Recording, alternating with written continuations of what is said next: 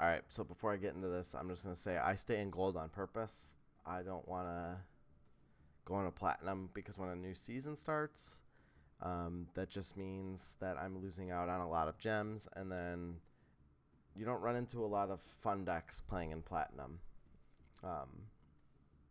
From what I've seen, I can't speak from experience. But anyway, the main point of this video is a Subterror versus Blue Eyes Chaos Max.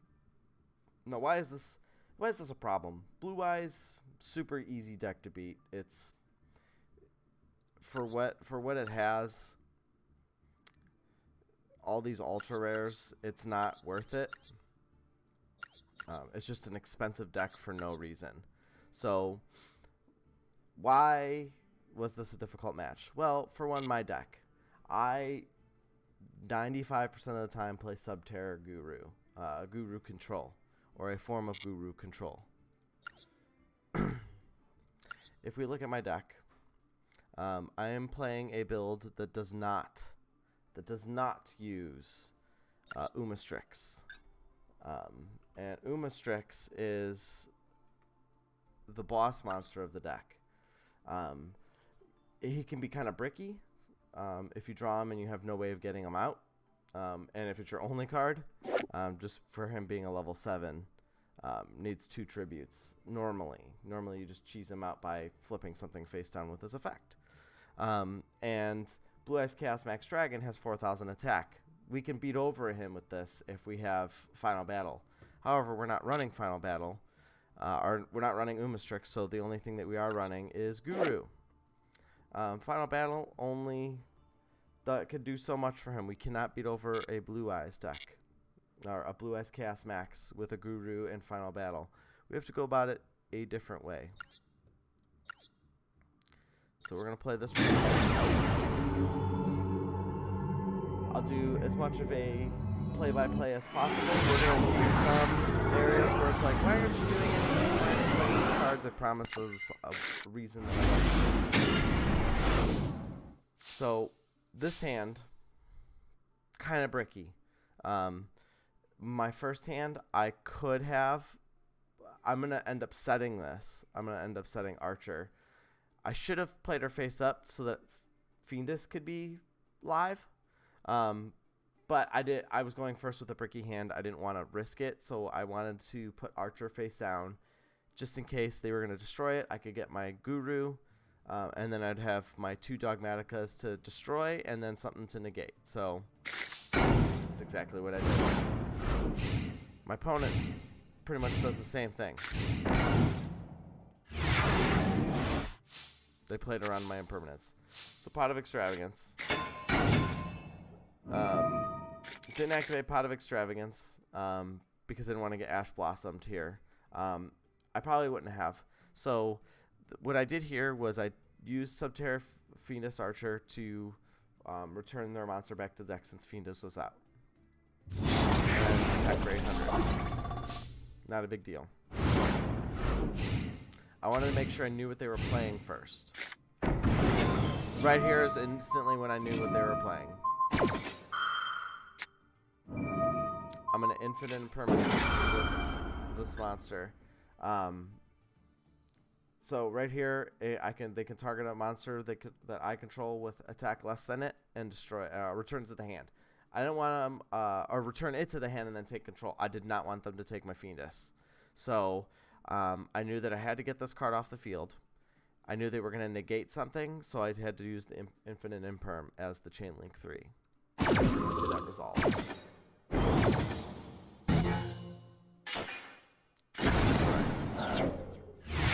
So now we got another turn. In typical Blue Eyes player fashion, they play some of the worst cards in the deck. But again, we're still bricking here. We did draw Pot of Prosperity. We're going to use Pot of Extravagance because the +1 here is just too good to pass up. However, for some reason, this game never shuffles my deck and always puts 2 of the same cards right next to each other, which is why I got 2 summon limits. So we're going to go for the battle phase here. I don't want them to destroy all my monsters with Mirror Force, so I do sacrifice the Fiendus to keep my Archer alive. I could have let it die to get Guru, but I was thinking more proactive since I knew they had Blue Eyes. and it actually comes in later. It actually does make sense. This is when I finally decided to play Prosperity, because I really, really need to get the Hidden City. And Hidden City was the last card that was revealed. So we play Hidden City to grab Guru. We're going to set Guru, and then immediately flip him face up. Now, normally we'd want to opt for taking Fiendus here. However, I think at this point I was proactively knowing that I was up against a Blue Eyes. They were probably playing Chaos Max, and I might need this attack boost. Also, I knew that I was up in monster advantage. I had a Dogmatica, I had a summon limit, and I had a Solemn Strike. So I knew that if I needed to negate something, that I would be fine. I knew that I had the Fiendus in the graveyard right here, and I could just return it to hand.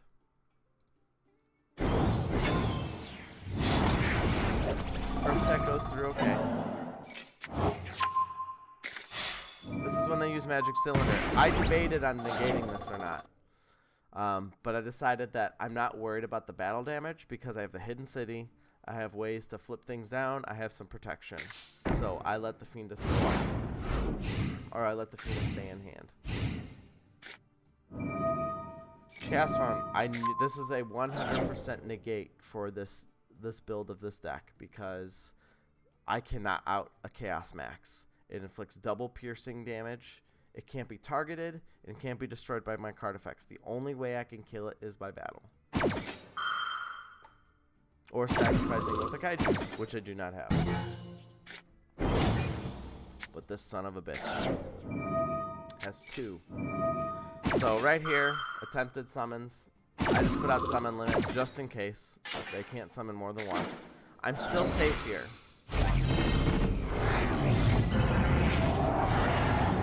I cannot out this thing.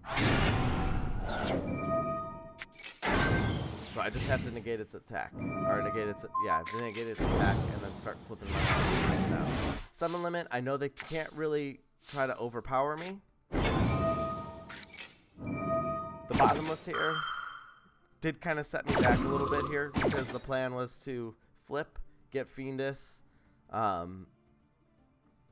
activate Hidden City, get another monster, and just start loading my field. However, this kind of did open my eyes here. I need to start playing a little bit more carefully. I opted for the final battle here to be able to have some flipping power during my opponent's turn. And I did flip him face up, just in case. I don't think they realize that I can just keep negating the attack. That goes off. So here, I'm just, at this point, flipping everything face down. So right now, I can't play anything because my back row is filled, which is fine. Right now, what I need to do is hold off until I build a hand and get enough monsters on the field. I didn't want to put them down just yet because I didn't know what he had. And if I had put all my monsters down and he had some sort of field wipe and I didn't have something face up or face down, I'd be out of all my monsters and that would be a loss. So right now it's just a stall game to just keep flipping these cards face down. The great thing about Guru is he can quickly flip something down. It's a quick effect if there's another Subterra card. Subterra Cave Clash is another Subterra card, so it counts. I needed to flip him face up in case I needed to do a display.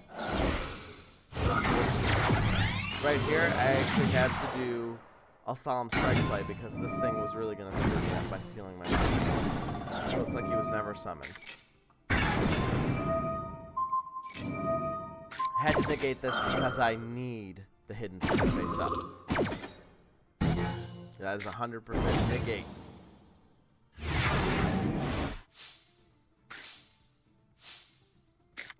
So here, you do see I have only 2 cards in my extra deck. I have Geonator, and I have this Dragon Master Knight. He's in here for Dogmatica Punishment, 5,000 attack, Activate Dogmatic Punishment, send it to the grave, destroy monster with lower attack. So Dogmatica works here. So I wanted them to try to get this thing off the field because I was going to kill whatever he had anyway.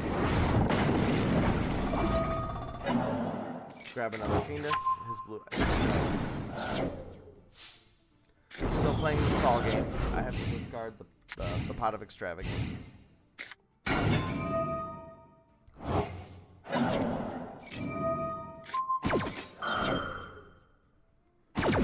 I did make a mistake here. I could have put the Solemn Strike down, but I think at this point I was kind of trying to decide which one I wanted to put down. Either Solemn Strike or Dogmatica. I did have a Dogmatica up already. Now this Link Creator did kind of throw me for a loop because it can change one of my monsters' attack to 0. So right here is when I knew I had to start getting these guys face down to start trying to boost my monster's attack. This ended up being a grave mistake for him, putting that monster face down for me. This also made another problem for me, because any Blue Eyes couldn't be targeted anymore.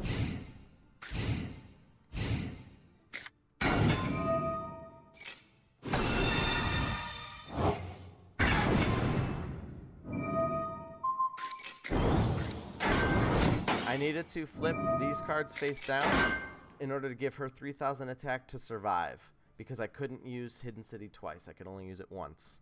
So I had to use it there to boost her defense, and then I had to negate the attack from Chaos Max. I did pull the last Final Battle from my deck. That was the last Subterror card I had in my deck at that point, minus the last Hidden City. So right here I knew I had to bait the Link Karibo, flip a monster face down. They were going to reactivate their Link Karibo and send one card from their plate to the grave to re-special summon this. This is when I Dogmatica. This is how you clear the field. I flip this Subterror Guru with Final Battle, and I'm able to take out the Chaos Max because we got 1, 2, 3, 4, 5 monsters face down, 500 attack each, beat them by 100 points. If he summoned another one, I was going to be in real big trouble. So, don't know if he grabbed it yet, but we saw him grab Ultimate Creature of Destruction. Target one Blue Eyes monster you control this turn. It's unaffected by card effects, except its own. Can't be destroyed by battle. And then any monster that battles it at the end of the damage step is destroyed. While it's in the graveyard, you can normal or special summon Blue Eyes White Dragon. So I knew that was going to be a problem. I didn't know when they were going to use it, but they were going to. Keeping the Guru face up. He's pretty beefy. And we have a Fiendish target now.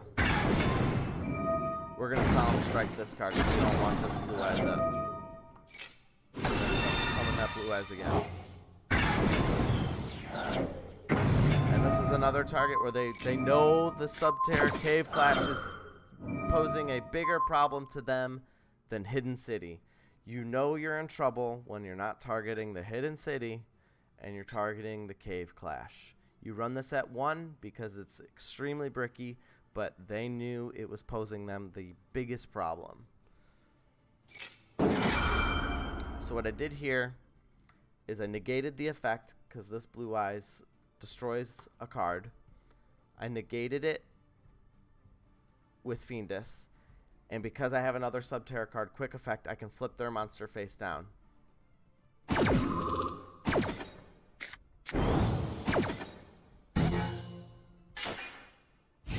I know this is okay.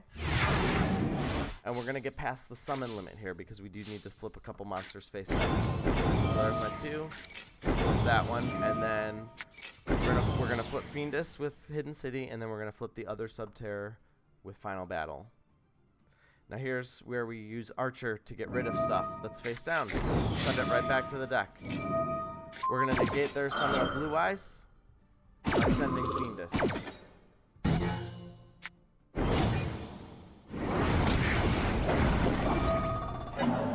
grab Fiendus again because we have Subterra Cage Clash. So we have a negate the next turn.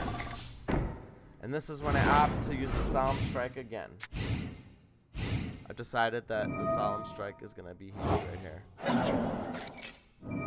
We're going to negate the Whitestone of Ancients. We don't want them doing anything with that. They're going to tribute to Link Rebo. I'm going to negate that too.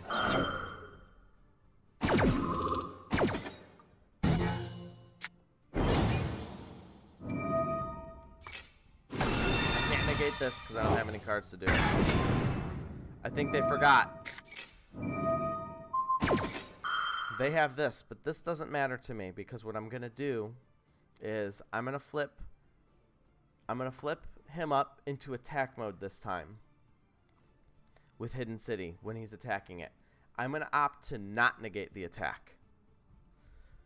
Even though my monster's gonna get destroyed, his won't because of Ultimate Creature of Destruction. They're still going to take some damage here. We're going to activate Final Battle to increase it to 34. He's going to take 400. They're officially at 300 life points.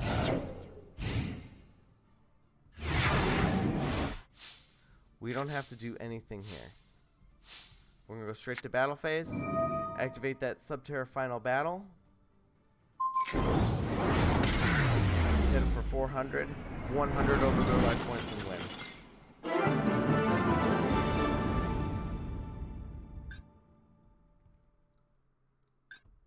Really glad he didn't scoop. That was a really good match. It went on really long. I think we both kind of bricked right in the beginning. I doubt he didn't know what he was doing, being level 17. It's probably one of his main accounts. So I was really proud of that match and how well it went. The deck, go over it again.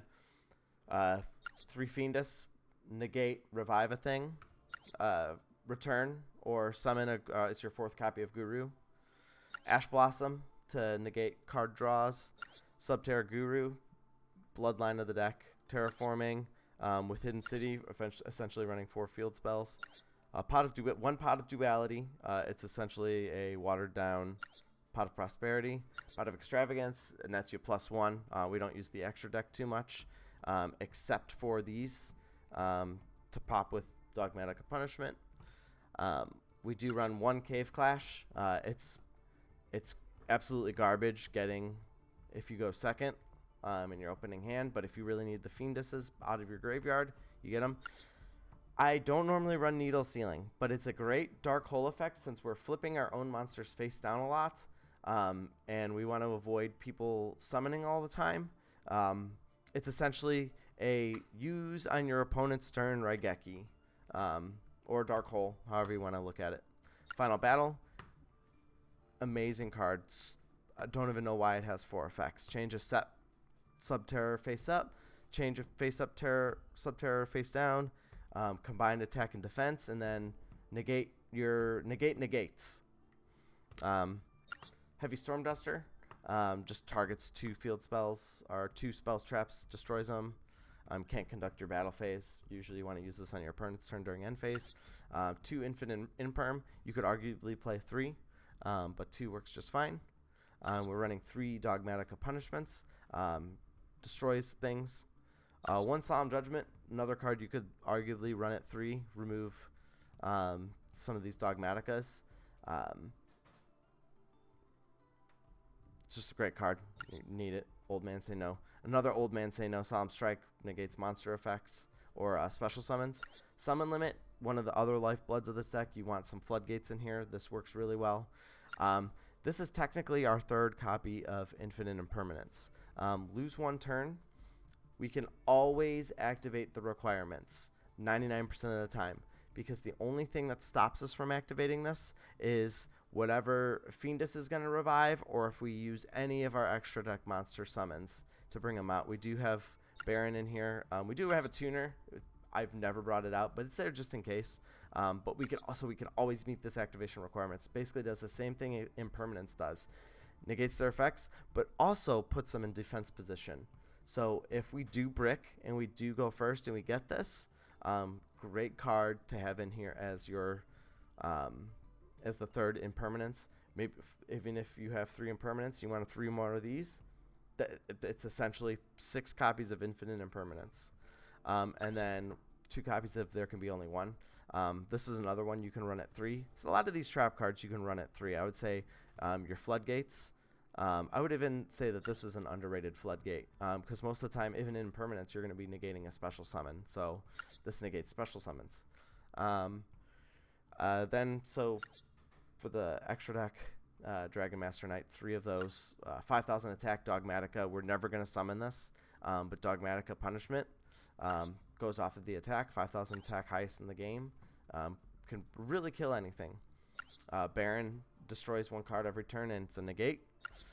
We do have Lionheart. This actually has come up once, because I did have 3 Fiendus out at the same time.